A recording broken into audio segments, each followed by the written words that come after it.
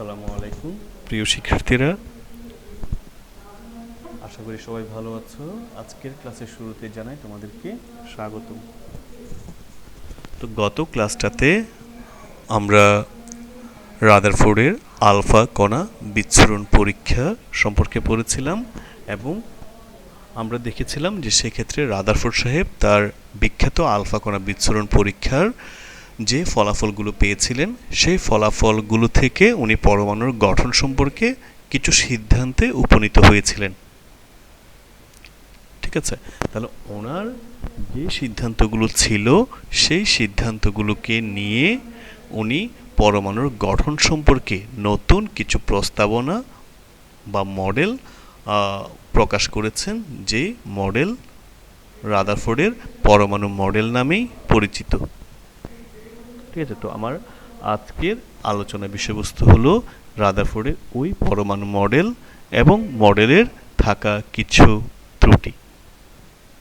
তো আশা করি সাথেই থাকবে।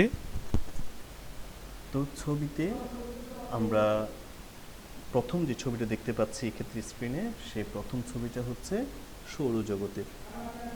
তো সৌরজগতের ক্ষেত্রে তোমরা নিশ্চয়ই জানো যে সূর্যকে কেন্দ্র করে বিভিন্ন ধরনের গ্রহ বা উপগ্রহগুলো ঘুরতে থাকে।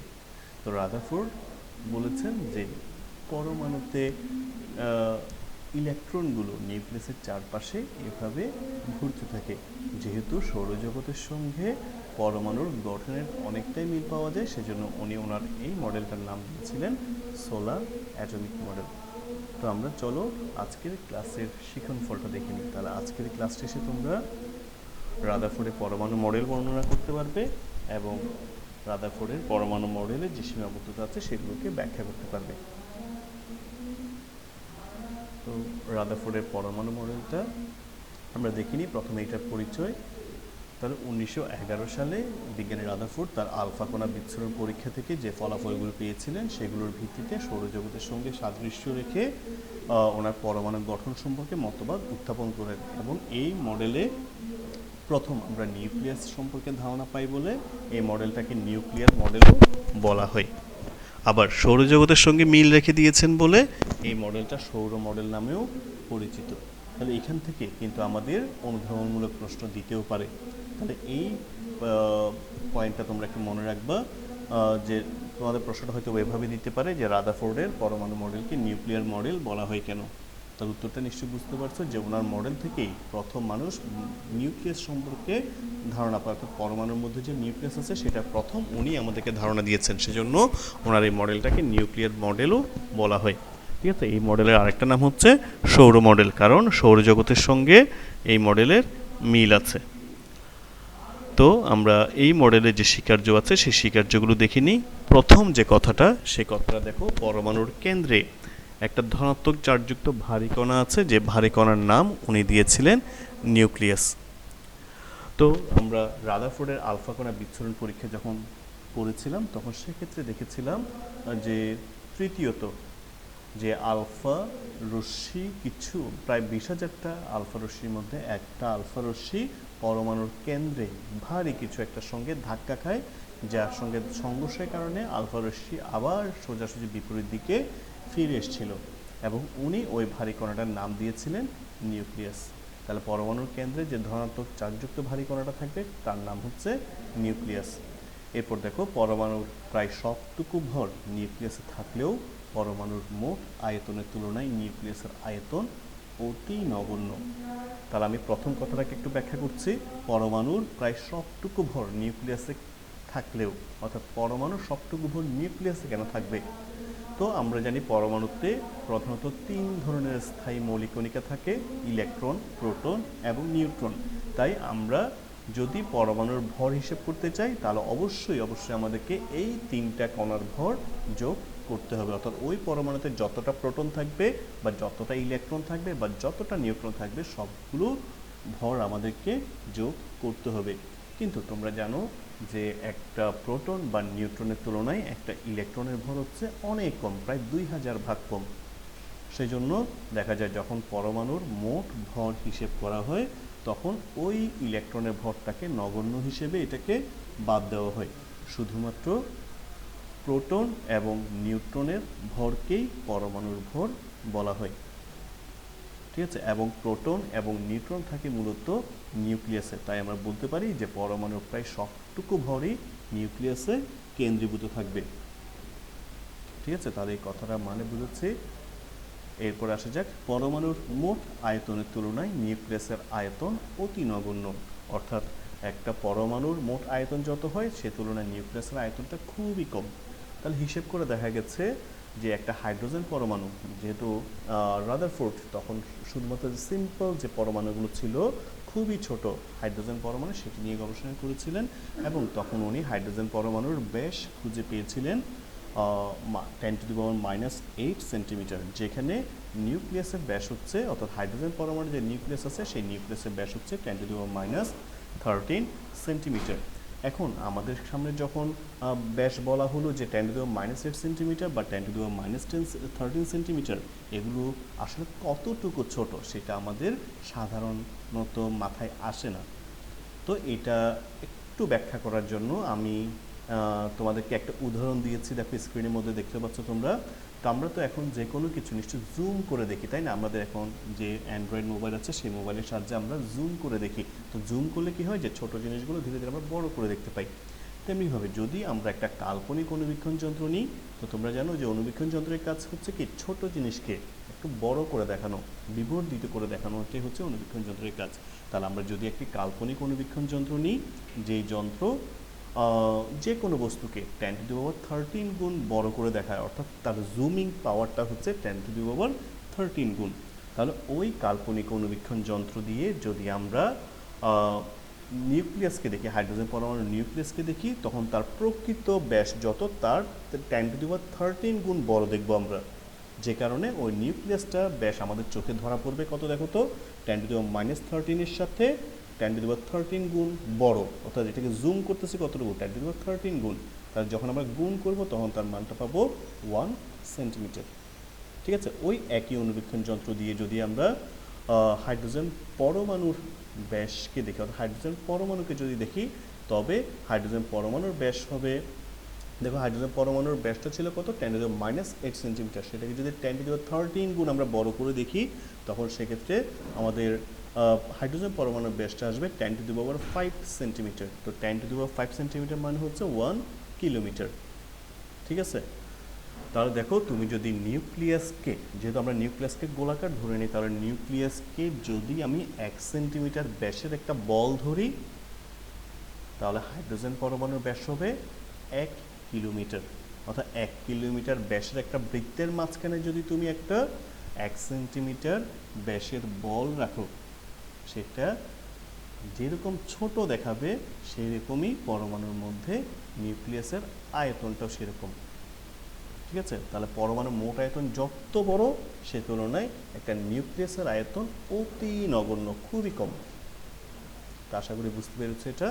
এরপরে আমি দ্বিতীয় যে স্বীকার্যটা আছে সেটাতে আসি, যে নিউক্লিয়াসের ধনাত্মক আধানযুক্ত কণা এবং এর চারিদিকে ঘূর্ণায়মান ইলেকট্রনের সংখ্যা সমান বলে পরমাণু সামগ্রিকভাবে বিদ্যুৎ নিরপেক্ষ। তাহলে নিউক্লিয়াসের ধনাত্মক আধানযুক্ত কণা বলতে আসলে এখানে কি বোঝানো হয়েছে, দেখো নিউক্লিয়াসের মধ্যে আমরা জানি দুই ধরনের কণা থাকে, প্রোটন এবং নিউট্রন। তাদের মধ্যে প্রোটন হচ্ছে ধনাত্মক আধানযুক্ত। বিজ্ঞানী রাদারফোর্ড তার এই মডেলটা দিয়েছিলেন 1911 সালে, কিন্তু উনি নিজেই প্রোটন আবিষ্কার করেছিলেন 1919 সালে। ঠিক আছে, যেহেতু তখনও উনি প্রোটনের নামটা জানতেন না, সেজন্য উনি বলেছেন যে নিউক্লিয়াসে ধনাত্মক আধানযুক্ত কণা।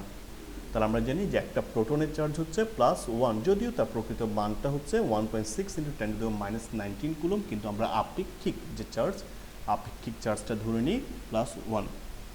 ঠিক আছে, এবং ইলেকট্রনের চার্জ হচ্ছে কত -1.6 × 10⁻19 কুলম্ব, কিন্তু আমরা আপেক্ষিক চার্জটা, অর্থাৎ হিসাবের সুবিধার জন্য মূলত এই আপেক্ষিক চার্জগুলো ধরা হয়েছে। তাহলে আমরা একটা ইলেকট্রন আপেক্ষিক চার্জ ধরি -1। তো সেই হিসেবে এখন ধরো আমি মনে করি যে কোনো একটা পরমাণুতে 5টা প্রোটন আছে এবং 5টা নিউট্রন আছে, 5টা ইলেকট্রন আছে। তাহলে 5টা প্রোটনের জন্য চার্জ হচ্ছে +5 এবং 5টা ইলেকট্রনের জন্য চার্জ হচ্ছে -5। তাহলে যদি আমরা ওই পরমাণুর মোট চার্জ হিসেব করি, যেহেতু নিউট্রন চার্জ নিরপেক্ষ, সেজন্য যদি আমরা ওই পরমাণুর মোট চার্জ হিসেব করি, তাহলে 5টা প্রোটনের জন্য +5, 5টা ইলেকট্রনের জন্য -5, তাহলে দুটো মিলিয়ে মোট চার্জের পরিমাণ হবে 0। সেই জন্য আমরা বলতে পারি যে ওই পরমাণুটা সামগ্রিকভাবে বিদ্যুৎ নিরপেক্ষ হবে। ঠিক আছে, এরপর তৃতীয় যে স্বীকার্যটা আমরা পাচ্ছি সেটা হচ্ছে, দেখো সৌরজগতে সূর্যের চারিদিকে ঘূর্ণায়মান গ্রহের মতো ইলেকট্রন নিউক্লিয়াসের চারিদিকে ঘূর্ণায়মান, এবং ধনাত্মক চার্জযুক্ত নিউক্লিয়াস এবং ইলেকট্রনের মধ্যে কেন্দ্রমুখী স্থির বৈদ্যুতিক আকর্ষণ বল এবং ঘূর্ণায়মান ইলেকট্রনের কেন্দ্র বিমুখী বল সমান। তাহলে এই কথাটার মানে বোঝার জন্য দেখো একটা চিত্র দিয়েছি আমি। একটা ছবিতে আমরা দেখতে পাচ্ছি একটা লাল নিউক্লিয়াসের চারপাশে একটা ইলেকট্রন ঘুরছে। ঠিক আছে, তাহলে একটা নিউক্লিয়াসের চারপাশে যখন ইলেকট্রন ঘুরে তখন সেক্ষেত্রে কিন্তু মোট দুইটা বল কাজ করে। একটা বলকে বলা হয় কেন্দ্রমুখী বল, আর একটা হচ্ছে কেন্দ্র বিমুখী বল। তাহলে কেন্দ্রমুখী বলটা সৃষ্টি হয় মূলত ইলেকট্রনের সাথে নিউক্লিয়াসের আকর্ষণের কারণে। নিউক্লিয়াসের মধ্যে যেহেতু প্রোটন থাকে, প্রোটনগুলো ওই বাইরে ঘুরতে থাকা ইলেকট্রনগুলোকে আকর্ষণ করে, যেহেতু তারা বিপরীতধর্মী পরস্পরকে আকর্ষণ করে, কাজে নিউক্লিয়াস ওই বাইরে ঘুরতে থাকা ইলেকট্রনকে নিজের দিকে আকৃষ্ট করে। সেজন্য দেখা যায় ওই বাইরের দিকে ঘুরতে থাকা ইলেকট্রনগুলো কেন্দ্রের দিকে অর্থাৎ নিউক্লিয়াসের দিকে একটা টান অনুভব করে। এই টানটাকে বলা হচ্ছে কেন্দ্রমুখী স্থির বৈদ্যুতিক আকর্ষণ বল। বুঝতে পেরেছি নিশ্চয়ই? আবার দেখো এখানে এরপরের কথাটা হচ্ছে ঘূর্ণায়মান ইলেকট্রনের কেন্দ্র বিমুখী বল পরস্পর সমান। কেন্দ্র বিমুখী তার মানে হচ্ছে কেন্দ্র থেকে বিমুখ হয়ে যাওয়া, অর্থাৎ কেন্দ্র থেকে দূরে সরে যাওয়া। তাহলে দেখো ইলেকট্রনগুলো যখন নিউক্লিয়াসের চারপাশে ঘুরে, এখানে যদিও আমি একটা ইলেকট্রন দেখিয়েছি, যদি একাধিক ইলেকট্রন এভাবে ঘুরতে থাকে নিউক্লিয়াসের চারপাশে, তাহলে ইলেকট্রনগুলো যেহেতু সমধর্মী, তাহলে তাদের মধ্যে অবশ্যই বিকর্ষণ বল কাজ করবে। ঠিক আছে, তাহলে এই ইলেকট্রনগুলো চাইবে পরস্পর থেকে দূরে সরে যেতে। ঠিক আছে, এজন্য তারা দেখো কেন্দ্র থেকে দূরে সরে যেতে চায়, অর্থাৎ নিউক্লিয়াসের আকর্ষণ কাটিয়ে দূরে সরে যেতে চায়। তা দূরে সরে যাওয়ার জন্য তারা যে বলটা অনুভব করে সেই বলটাকে বলা হয় কেন্দ্র বিমুখী বল। তার স্বাভাবিক অবস্থায় দেখা যায় এই ঘূর্ণায়মান ইলেকট্রন এবং নিউক্লিয়াসের মধ্যে স্থির বৈদ্যুতিক আকর্ষণ বল যেটা কেন্দ্রমুখী বল, এবং ঘূর্ণায়মান ইলেকট্রনগুলোর বিকর্ষণ বল যেটাকে আমরা কেন্দ্র বিমুখী বল বলছি, এই দুইটা বল সমান থাকে বলেই মূলত ইলেকট্রনগুলো নিউক্লিয়াসের চারপাশে ঘুরতে থাকে। যদি কোনো একটা বল কম বেশি হয়ে যেত তখন কি হতো একটু চিন্তা করে দেখো। যদি আমরা ধরে নিই যে কেন্দ্রমুখী বলটা যদি বেশি হতো, তাহলে সেক্ষেত্রে দেখা যেত যে নিউক্লিয়াসের প্রবল টানের কারণে ইলেকট্রনগুলো নিউক্লিয়াসে এসে ঢুকতো। ঠিক আছে, অথবা যদি কেন্দ্রবিমুখী বলটা বেশি হতো তাহলে দেখা যেত যে ইলেকট্রনগুলো নিউক্লিয়াসের সাথে যে তাদের যে বল ছিল কেন্দ্রমুখী বল, সে বলটাকে উপেক্ষা করে, বলটাকে অতিক্রম করে ছিটকে পড়ে যেত, ছিটকে অনেক দূরে সরে যেত। যেহেতু এই ধরনের কোনো ব্যাপারই ঘটে না, সেজন্য আমরা বলতে পারি যে কেন্দ্রমুখী বল এবং কেন্দ্র বিমুখী বল এই দুইটা বল সমান হবে। আশা করি বুঝতে পেরেছ। এরপর আসা যাক আমরা রাদারফোর্ডের পরমাণু মডেলের সীমাবদ্ধতাগুলো দেখে নিই। তো রাদারফোর্ডের পরমাণু মডেল যদিও আমাদেরকে পরমাণু সম্পর্কে প্রাথমিকভাবে কিছু ধারণা দিয়েছে, কিন্তু ওনার এই মডেলটা যখন উনি প্রকাশ করেছিলেন তখন অন্যান্য বিজ্ঞানীরা আসলে চিন্তা করছিলেন যে উনি যা বলেছেন আসলে তাকে সবগুলি কি সঠিক কিনা, এবং যখন তারা ওনার এই মডেলটাকে চুচেরা বিশ্লেষণ করেছেন তখন ওনারা রাদারফোর্ডের পরমাণু মডেলের মধ্যে বেশ কিছু ত্রুটি বা ভুল খুঁজে পেয়েছেন, যেগুলোকে আমরা বলছি রাদারফোর্ডের পরমাণু মডেলের সীমাবদ্ধতা। তো চলো আমরা এই সীমাবদ্ধতাগুলো দেখে নিই। তাহলে প্রথমে আমরা যেটা দেখতে পাচ্ছি সেটা হচ্ছে রাদারফোর্ড তার পরমাণু মডেলকে সৌর মডেল নাম দিয়েছিলেন, অর্থাৎ সৌরজগতের সাথে যেহেতু মিল আছে সেজন্য উনি ওনার এই মডেলটাকে সৌর মডেল নাম দিয়েছিলেন। কিন্তু দেখো যে সৌরজগতে সূর্য এবং অন্যান্য গ্রহ যেগুলো আছে তারা সবাই কিন্তু আধান নিরপেক্ষ। ঠিক আছে, সূর্যের মধ্যে কোনো চার্জ নেই বা অন্যান্য গ্রহ বা গ্রহগুলোর মধ্যেও কিন্তু কোনো চার্জ নেই। কাজে তাদের মধ্যে যে আকর্ষণ বল, তার সূর্যের সাথে অন্যান্য গ্রহ উপগ্রহের যে আকর্ষণ বল, সেই আকর্ষণ বলটাকে বলা হয় মহাকর্ষ বল। কিন্তু পরমাণুতে যে ধনাত্মক আধানযুক্ত নিউক্লিয়াস এবং ঋণাত্মক ইলেকট্রনের মধ্যে আকর্ষণ বল, সেই আকর্ষণ বলটা অনেক শক্তিশালী এবং এই আকর্ষণ বলটাকে বলা হয় স্থির বৈদ্যুতিক আকর্ষণ বল। তাহলে তোমরা যখন এসএসসিতে ফিজিক্সে বল চ্যাপ্টারটা পড়েছিলা, সেখানে 4 ধরনের বলের কথা পড়েছিলাম। তার মধ্যে সবচেয়ে শক্তিশালী বল ছিল কিন্তু কি নিউক্লিয় বল, অর্থাৎ নিউক্লিয়াসের সাথে ইলেকট্রনের স্থির বৈদ্যুতিক আকর্ষণ বল, এটা ছিল সবচেয়ে শক্তিশালী আকর্ষণ বল। কিন্তু সবচেয়ে দুর্বল বলটা তোমরা পড়েছিলে মহাকর্ষ বল, তাই না? তাহলে দেখো রাদারফোর্ড সাহেব যে ভুলটা করেছেন সেটা হচ্ছে উনি সবচেয়ে শক্তিশালী বল এবং সবচেয়ে দুর্বল বলকে উনি একই করে ফেলছিলেন। অর্থাৎ উনি বলেছিলেন যে কি গ্রহ উপগ্রহগুলোর মধ্যে যেভাবে আকর্ষণ থাকে তেমনিভাবে পরমাণুতে ইলেকট্রনের সাথে নিউক্লিয়াসেরও আকর্ষণ থাকে, যেটা করাটা আসলে ওনার ঠিক হয়নি। ঠিক আছে, তাহলে আমরা এরপরে রাদারফোর্ড এবং সৌর মডেল সাথে যদি একটু কম্পেয়ার করি, তাহলে দেখতে পাই যে সৌরজগৎ, একটু আগে আমি যে কথাটা বলেছিলাম যে সূর্যকে কেন্দ্র করে যখন গ্রহ উপগ্রহগুলো ঘুরে, তখন সেক্ষেত্রে তারা কিন্তু কি মহাকর্ষ বলের কারণেই ঘুরে এবং মহাকর্ষ বল দিয়ে কিন্তু তারা যুক্ত, যে মহাকর্ষ বলটা হচ্ছে সবচেয়ে দুর্বল বল। আর পরমাণুতে ইলেকট্রনগুলো নিউক্লিয়াসের চারপাশে যে ঘুরছে, তাদের মধ্যে যে আকর্ষণ বল, সেই আকর্ষণ বলটা হচ্ছে সবচেয়ে শক্তিশালী আকর্ষণ বল। কাজে দুইটা বলকে উনি সমান ধরেছিলেন, যেটা ধরাটা ওনার ঠিক ছিল না। এরপরে আমরা দেখিনি দ্বিতীয় ত্রুটি বা সীমাবদ্ধতা কি। তাহলে রাদারফোর্ড সাহেব বলেছিলেন যে ইলেকট্রনগুলো নিউক্লিয়াসের চারপাশে ঘুরতে থাকে, কিন্তু আসলে ইলেকট্রনগুলো নিউক্লিয়াসের চারপাশে কিভাবে ঘুরবে বা কোন পথে ঘুরবে, অর্থাৎ উনি আবর্তনশীল ইলেকট্রনের কক্ষপথের আকার বা তাদের আকৃতি সম্পর্কে আমাদেরকে কোনো ধারণা দিতে পারেননি। তৃতীয়ত আমরা যে সীমাবদ্ধতাটা পাচ্ছি সেটা হচ্ছে একাধিক ইলেকট্রন বিশিষ্ট পরমাণুতে ইলেকট্রনগুলো নিউক্লিয়াসকে কিভাবে প্রদক্ষিণ করে তাও উনি বলতে পারেননি। দেখো, একটা ইলেকট্রন যদি থাকে, সেই একটা ইলেকট্রন নিউক্লিয়াসের চারপাশে ঘড়ির কাঁটার দিকে বা ঘড়ির কাঁটার বিপরীত দিকে, যেগুলোকে আমরা ক্লকওয়াইজ বা অ্যান্টি ক্লকওয়াইজ বলি, সেভাবে ইচ্ছে মতো ঘুরতে পারে। কিন্তু হাইড্রোজেন ছাড়া দেখা যায় প্রায় সবগুলো মৌলেই একাধিক ইলেকট্রন থাকে। তো যাদের বেলায় একাধিক ইলেকট্রন আছে, তাদের একাধিক ইলেকট্রনগুলো নিউক্লিয়াসের চারপাশে কিভাবে ঘুরবে সেটা উনি আমাদেরকে ধারণা দিতে পারেননি। 4 নম্বর, রাদারফোর্ডের মডেলের সবচেয়ে বড় ত্রুটিটা ধরা পড়েছে ম্যাক্সওয়েলের কাছে। তো বিজ্ঞানী ম্যাক্সওয়েল উনি ছিলেন একজন পদার্থবিজ্ঞানী এবং উনি তাড়িৎ চুম্বক তরঙ্গটা আমাদের সামনে উত্থাপন করেছিলেন। তাহলে ম্যাক্সওয়েল সাহেব বলেছেন যে একটা চার্জিত কণা যখন একটা বৃত্তাকার পথে ঘুরে, সেটা অনবরত শক্তি বিকিরণ করতে থাকে। ঠিক আছে, যেমন ধরো আমি যদি একটা মাঠে চারপাশে যদি ঘুরতে থাকি, তাহলে দেখা যাবে প্রথমবার আমার স্পিড যত হবে, এক চক্কর দেওয়ার পরে আমার স্পিড তার চেয়ে কমে যাবে, অর্থাৎ আমার শক্তি হারিয়ে ফেলার কারণে আমার আবর্তন চক্র ধীরে ধীরে, অর্থাৎ মাঠে যে আমি চারপাশে ঘুরছি, সেই ঘোরার পথটা আমার ধীরে ধীরে ছোট হয়ে যাবে।